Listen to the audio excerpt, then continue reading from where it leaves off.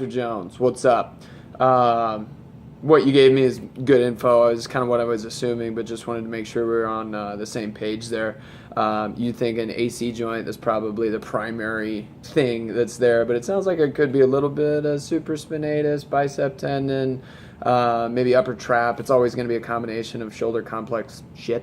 So looking at some mashes, some mobilizations, and a movement to kind of be the movement be a pretest, have your mashes and mobilizations to set better position, then go back to that movement to solidify things. So I would look at the movement being a behind the neck press. I would say just with PVC pipe, broom handle, whatever you got. I know you probably got a PVC pipe or a dowel at home. Getting in, it doesn't have to be super duper tight, but just getting into that good position, driving up and back, kind of like into a snatch catch position, just kind of making sure that you have plenty of that overhead position. I know for you right now, like you said in your film, that probably feels like absolute donkey butt, but that's fine. That's just kind of your test at the beginning. Some of the mashes that I think are going to be real good for you are internal rotation, kind of bias through that shoulder, trying to drive chest up, but then working a little bit through the pec here, kind of pec minor, anterior delt through there, and even kind of working more into right underneath that AC joint. So if we're doing this, we're going to expose a little bit of the insertion point of that supraspinatus. We're going to open up that little bicipital groove, so you'll be able to go right in bicipital groove, right into supraspinatus, right into kind of some of that AC joint stuff, just to kind of mash around in there. I wouldn't get too gritty in there. It's more for blood flow, just to allow for, some tissue healing and a little bit more compliance in that overhead position. If you want to get a little bit more nasty, getting in here, doing this against a wall or kind of right at the corner of the wall, so you can really ram in there and get things pressed back into the shoulder capsule, it's a good thing to do.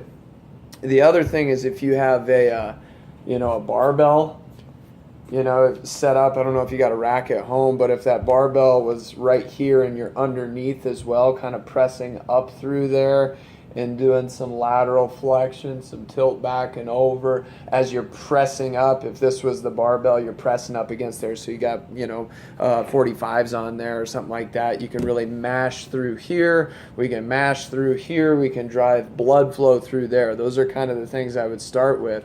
Now, as far as creating a little bit better shoulder positioning so that this can work this dynamic a whole lot better, instead of being kind of crunched in through here and kind of grinding, we can get a little bit more opened up and press back. I would get this ball right along that rib cage in between the spine and the scapula, right on the rib heads there. Lay down on your back. Really try and suck your belly button in to kind of keep that rib cage down, but really roll over the top of that. And then I would just kind of do a wall angel type, situation where I'm just kind of sliding my arm up and down in that overhead position, kind of working that same range of motion that you'll be working with your behind the neck overhead press.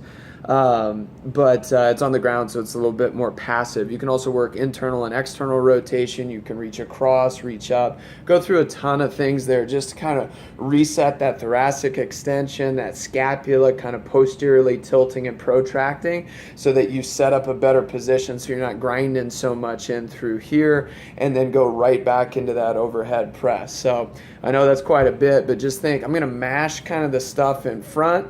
I'm going to mobilize for extension through those kind of sticky points, trying to kind of create a better platform. And then afterwards, I'm going to solidify and retest with that behind the neck overhead press.